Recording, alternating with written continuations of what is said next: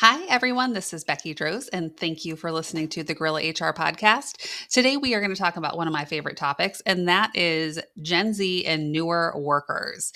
So, I keep hearing that Gen Z is a bunch of lazy kids. They don't want to do anything, and they don't have any manners. They don't know how to act at work. And so, I get really annoyed and tired of hearing that because I think that, like any younger generation, they just don't know what they don't know yet. They're totally coachable. They're totally trainable. They just don't know what etiquette looks like in a professional workplace or maybe even in personal lives for all I know. But I think that we need to stop bashing these kids and start talking about what do we do to get people ready for the workplace and make sure that they have the skills and the etiquette knowledge that they need. So I have brought onto the show today Wendy Waters. She is the owner and CEO of Vision Elevated, and this is totally her space. So I'm super excited to welcome Wendy. Hi, Wendy. Hi, Becky. Thank you so much for having me. Well, thank you for coming. I would love for you to tell everybody just a little bit about your business and what it is that you do. Okay, well, Vision Elevated Event and Etiquette Consulting. It is a two-part business where we do events like weddings, birthday parties, such things as that. And we teach etiquette, which is a great passion of mine. So I have this idea of etiquette training being like, I'm going to say cotillion. I don't even know if I'm using, I think that's the word where it's like you learn some etiquette and then you do like a little dance. And so in my mind, that is what etiquette training looks like. But I'm guessing that's probably not really true. It's partially true, but there's a whole lot more involved because etiquette is in everything we do.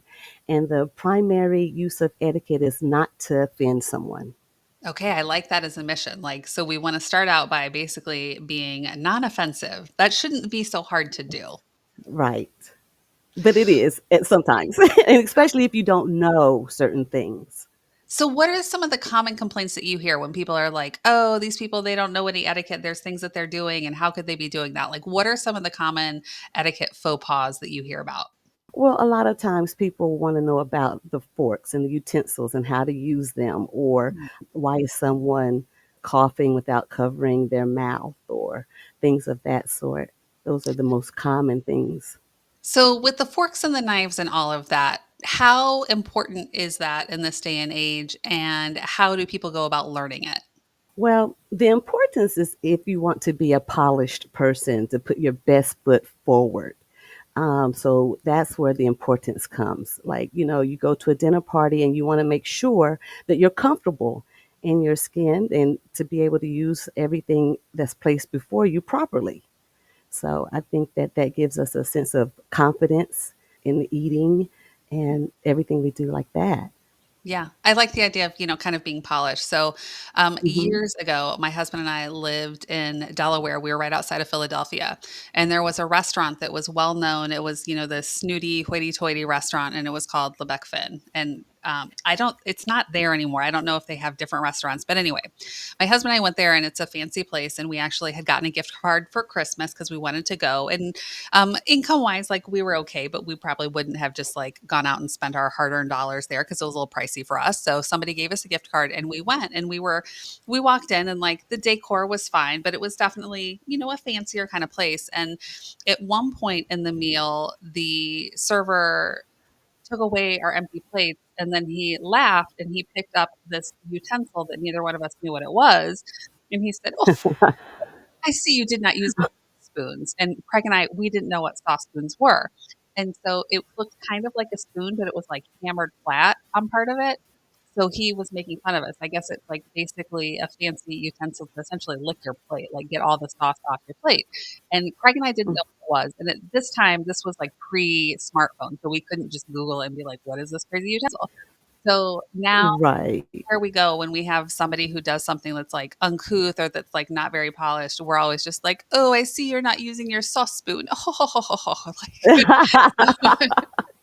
so now He has you'll a know, good like, inside joke any with that. yes. Yeah.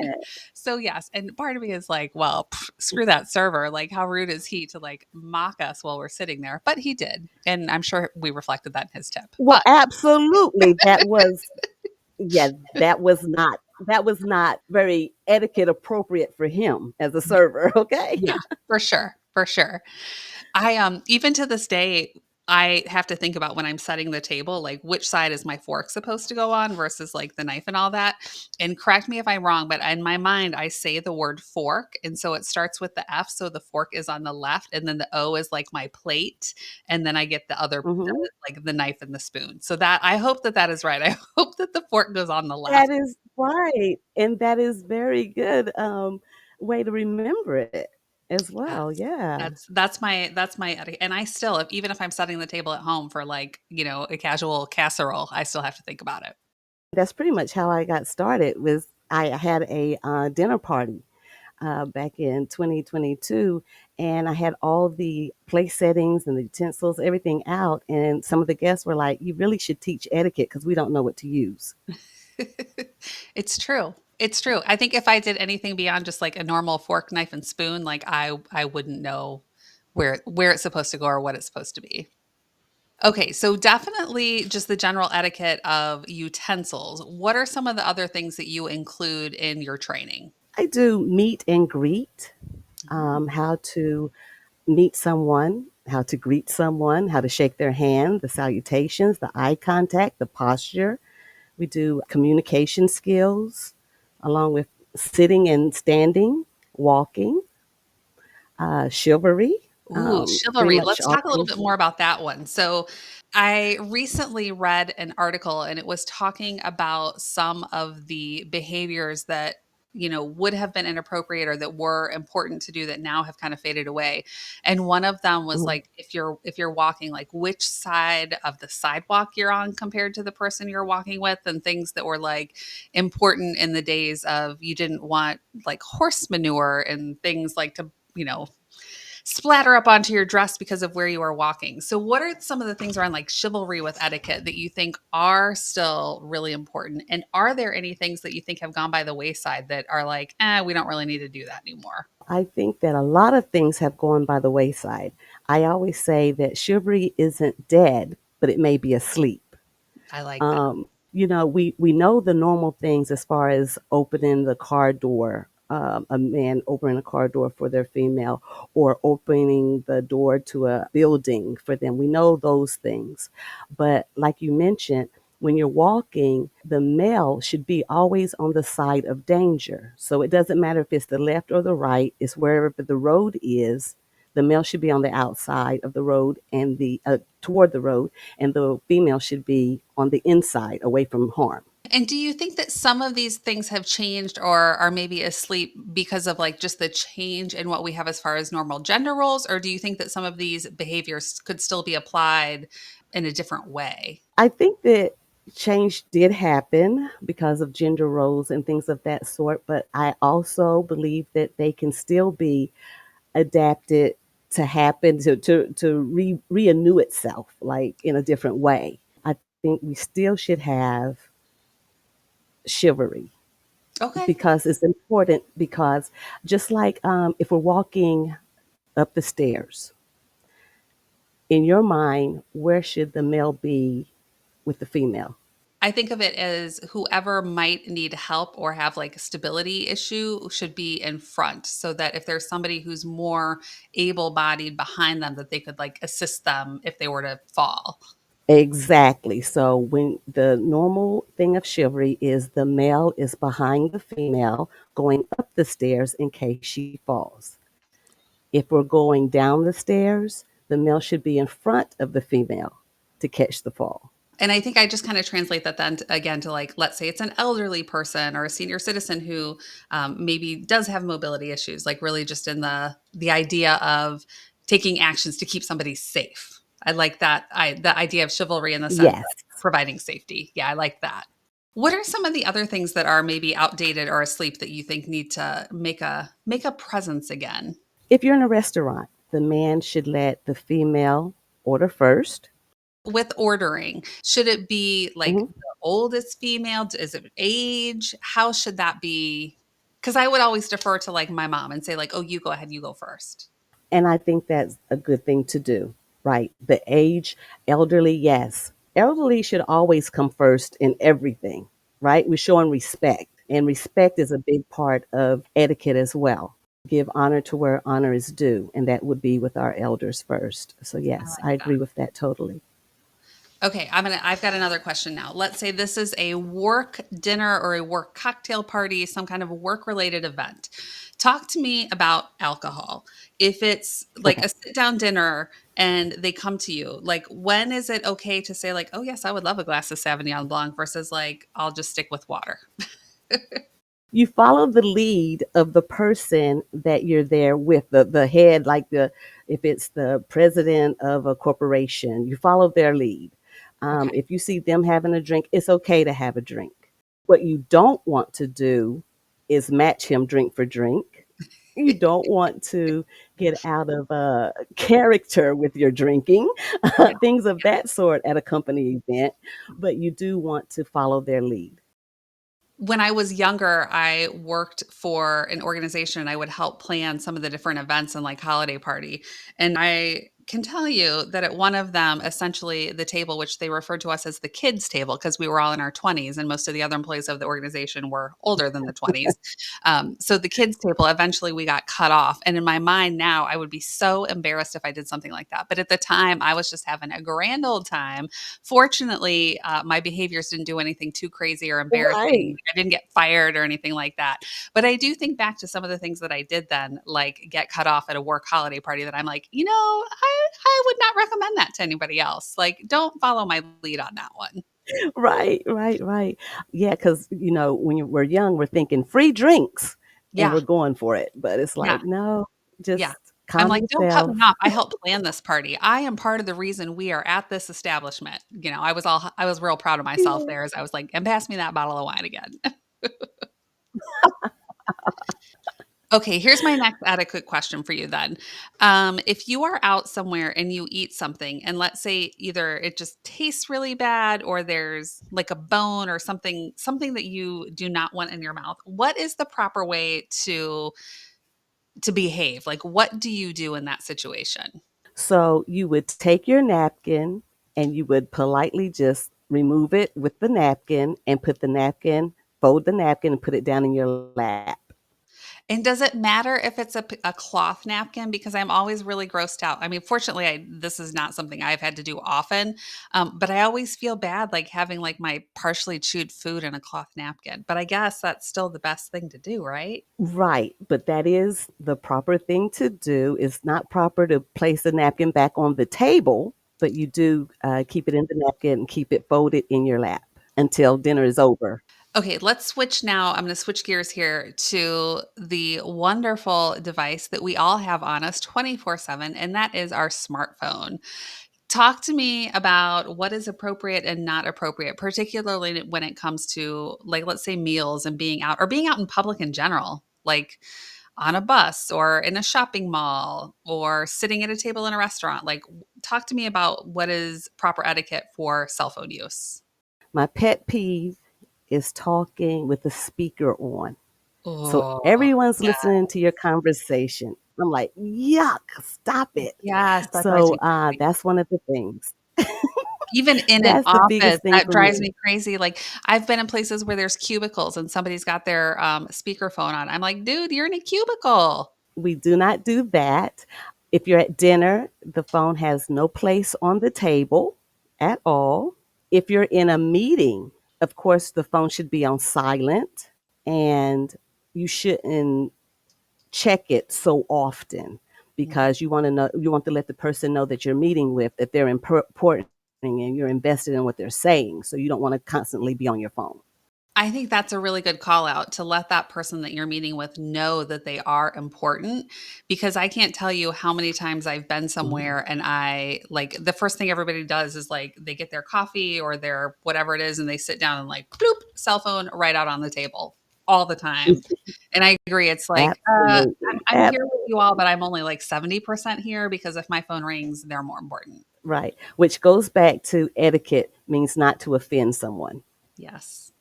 Okay, so my next question for you, I know you're just like I'm putting you on the spot today. So we are in a time where there is a lot of political disagreement and people don't always see eye to eye. What is the best way to handle it if you are engaging with somebody and they have a different opinion from you, or they start talking about something that you would rather just not talk about with them? What is the proper way to like say like, shut it, I don't want to discuss this with you? Well, basically that. But you can let them know that let's agree not, let's agree to disagree. I feel that this isn't a proper setting for this discussion. If you would like to, go one on one another time, because you may be in public. And you can also remove yourself if it's a group setting and people are talking. Just please excuse me and remove yourself. Yeah. I think that that's one that's, really hard because sometimes it's okay to just be like, "Oh, I'd rather not talk about that," and sometimes it's hard when you're just, you know, maybe it's a family event or a workplace where people just continue to come back to something that you're like, "I know that we don't agree on that, and I really don't wanna talk about it with you." What are some of your other pet peeves, I guess, when it comes to etiquette in general, any behaviors? Unruly, loud talking to a server in a restaurant, and because you have a complaint. There's a way to handle those things instead of being loud. Elderly not being put first. Helping someone if you see that they need help. The body fluids, the blowing your nose and all this stuff in public, and just I'm eating and you're over there making all kinds of noise, and I'm like, okay, really? I know, it's gross. Yeah. I would like to normalize in this country the whole idea of the mask wearing. Like, I know with COVID, Yes. it became, like, much more normal to see people wear a mask. So I think, like, if you have a cold or allergies and you're sneezing and snotting and you're gross, like, just wear a mask. I'm with you. Yes, I'm definitely gonna promote that. Like, if you can be out in the world because you need to be, but, like, you don't have to gross everybody else out with it. Do you think that this change from where we used to be more proper and had, I guess I'll say more etiquette to becoming more casual, do you think that that is a result of technology? Do you think it's just the way we work and communicate? Do you think it was COVID? Like, what are some of the things that have driven that shift that we've become more casual with each other? It is the progression of technology. It is the progression of women's rights. It's the progression of everything because we lose our way. We can't figure out what we're supposed to do now. Like we're happy that we have rights, but what does that mean? Like in the office place, if I want to be viewed as an equal, then a lot of times the men are going to be like, well, I'm going to treat you like an equal. I don't have to open the door for you. I don't have to, do this, that, or the other. And I think we just get lost in translation with all of that. It almost sounds like petty because it's like if I'm going through, I'll hold the door for anybody. I don't care if it's a man or a woman. Like it doesn't matter. It's Right. like if I'm there, like I'll hold the door. And then I also think it's just that Yeah. people don't know. They just don't know what they don't know. And so with younger generations that haven't been exposed to workplaces because they had COVID through high school or college and they weren't interacting in the same ways, they didn't develop some of those same skills. So in order to learn how do you act in an office, I think they just need to be trained. They just need to be coached. Every job has its own work culture. And so it's important when, like the kids, I have a daughter that's getting ready to graduate college, and she's been on a few internships. And she's asking me like they think we're lazy, and that's not the case. But Mhm. when you give me an assignment and you don't explain what the assignment is fully, and I don't complete it to your satisfaction, don't look at me like I'm lazy. Look at me like you didn't give me the full instructions. Mhm. So she was having a hard time with that. And so we were having a discussion. Some of the concerns that even her girlfriend have are like, how do we talk to other generations? My meaning for something might go one way and theirs might be another. Yeah, So so it's like the we've been having a lot. communication piece, because the understanding might Yes, be different, like, we're bringing different experiences, we don't interpret things the same way, so in giving it an assignment or even just in having a conversation with somebody, it's really about listening and seeking to understand, and then checking to make sure you do understand. absolutely. Well, I appreciate you coming on and answering some of my etiquette questions and those things that I don't know. Is there anything that people can do to look a little bit more polished or act a little more polished in their professional or personal lives? I would say research your work culture. Make sure that you know the dress code to dress appropriately. Some people may want business casual, some people may want business attire. Know the difference. When it comes to eating out and you're at dinner with someone and you do not know the proper utensils to use, you can always follow someone that is more familiar with that type if you don't know yourself. Other than that, I would say research. If you have something that you want to learn, maybe it's table etiquette, there's a lot of books out. There's Transformative Etiquette is a good book by Jackie Vernon Thompson. And there is more reads like Modern Manners by Dorothea Johnson. So those books will also help. Yeah. Thank you for sharing those resources. I think the idea of doing research is really important. If you're going to be in a situation that's new to you and you don't Hmm. necessarily know what the expectations will be, do your research. I think that's a great piece Yeah, of advice there. Yeah. Well, yes, Wendy, thank you so much for coming and chatting with me. And thank you to all of our listeners for listening to the Gorilla HR podcast. Have a great day. That's it for this episode of the Gorilla HR Podcast. We hope you found some unconventional wisdom and actionable advice to help you in your own HR journey. Remember, we're all working together to build better workplaces. Want to join in the conversation? Send us your questions, stories, and maybe even your own guerrilla tactics to podcast@gorilla-hr.com. And if you enjoyed the show, please like, subscribe, and share with your network. Until next time.